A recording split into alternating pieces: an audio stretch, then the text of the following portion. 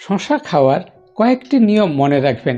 আমরা গ্রীষ্মকালে রসালো ফল শশা পাই, খুব খাই, কিন্তু এই শশা খাওয়ার ক্ষেত্রে কয়েকটি নিয়ম আপনি যদি মেনে চলেন তাহলে শশা খাওয়া আপনার ক্ষতি করবেন না। যেমন ধরুন, কারা কারা শশা খেতে পারবেন না, কাদের জন্য বিধি নিষেধ রয়েছে, রাত্রে কি শশা খাওয়া যায়? অনেকেই এই ধরনের প্রশ্ন করেন। আবার অনেকে বলবেন, শশাতে স্যার প্রচুর বিষ প্রয়োগ হচ্ছে, শশা ছাল ছাড়িয়ে খাবো না ছাল সমেত খাবো, কিভাবে বিষমুক্ত শশা খাবো? আমরা শশা কটা খাবো, সারাদিনে রাতে করে আমাদের কতগুলো খাওয়া দরকার, এই বিষয়গুলো আপনাদের সামনে উপস্থাপন করব। যেমন ধরুন, আমরা শশাটা কেনার পরে ফ্রিজে রেখে দিই।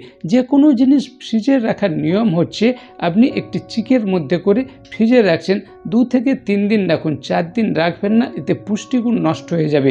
তারপর আপনি ফ্রিজ থেকে বের করার পরে নর্মাল টেম্পারেচারে রাখতে হবে, অথবা জলে ডুবিয়ে রাখতে হবে।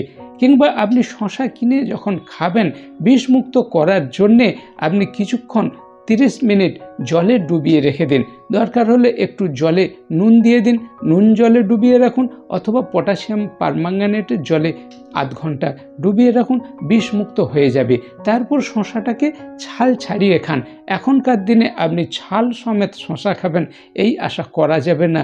যেভাবে চাষি ভাইরা বিষ প্রয়োগ করছে, শশা গাছে পোকা লাগছে, তাই বিষমুক্ত করে খাওয়ার জন্যে আপনি জলে ডুবিয়ে রাখুন, নুন জলে ডুবিয়ে রাখুন, পটাশিয়াম পারম্যাঙ্গানেটের জলে ডুবিয়ে রাখুন এবং ছাল ছাড়িয়ে খান। ডেলি কটা খাবেন? বিজ্ঞানীরা বলছেন 300 গ্রাম শশা ডেলি একটা মানুষের জন্য রেকমেন্ডেড। আপনি 100 গ্রামের শশা যদি খান, সকাল দুপুর বিকেল সন্ধ্যা করে 3টে খান।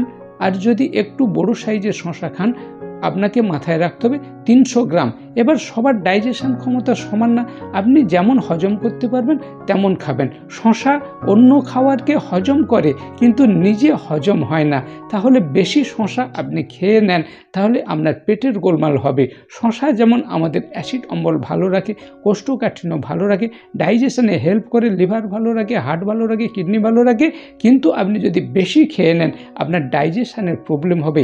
তাই সকাল সন্ধ্যা রাত্রি খালি পেটে ভরা পেটে বিভিন্ন সময় শশা খাওয়া যায়, কিন্তু যাদের অ্যাসিড অম্বল গ্যাসের প্রবণতা আছে, আপনারা সন্ধ্যার পরে শশা খাবেন না, রাত্রে শশা খাবেন না। আপনি শশা দিনে খাচ্ছেন, হয়তো অসুবিধা হচ্ছে না, কিন্তু রাত্রে খেলে আপনার অসুবিধা হচ্ছে, আপনি বুঝতে পারবেন।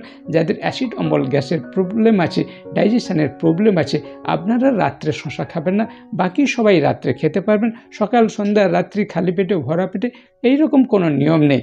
তাহলে শশা কিভাবে বিষমুক্ত করবেন, কখন খাবেন, কটা খাবেন, এগুলো জানলাম। এখন জানতে হবে কারা শশা খেতে পারবেন না।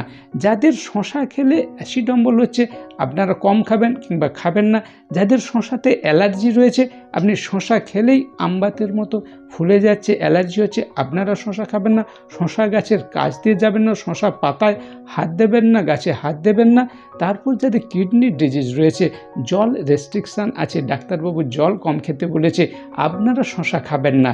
কেন? শশা হচ্ছে রসালো ফল, 96% ওয়াটার পার্সেন্ট। আপনার গলা শুকিয়ে যাচ্ছে, জল পিপাসা লাগছে, আপনি শশা খেয়ে নিন, খিদে লাগছে শশা খেয়ে নিন, পেট ভরে যাবে।